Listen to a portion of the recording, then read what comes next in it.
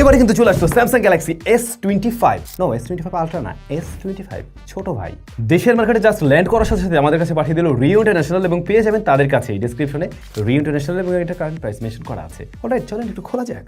স্মার্টফোনটা কিন্তু দেখতে বেশ সুন্দর, সাইজটাও খুবই দারুণ। আমার কাছে কিন্তু এই সাইজটা বেশ ভালোই লাগে। ছোট্ট জিনিস হলেও স্ন্যাপড্রাগন 8 এলিট কিন্তু এর মাঝেও রয়েছে। বক্সে আর জাস্ট কেবলই আছে, ওটা না দেখানোর কিছুই নেই। আর ডিসপ্লেটাও কিন্তু জোস, Corning gorilla glass Victus 2 protection করছে এখানে। এবং ডিসপ্লেটা হলো গিয়ে যে AMOLED panel, LTP AMOLED panel 2x dynamic চিন বেজেল, যেখানে আমরা দেখছি একেবারেই ন্যারো এবং সিমেট্রিক্যাল। মেইন শুটার 50 মেগাপিক্সেলের এবং 10 মেগাপিক্সেলের একটা টেলিফটো জুম লেন্স রয়েছে, এছাড়াও 12 মেগাপিক্সেলের আলট্রা ওয়াইড শুটার রয়েছে।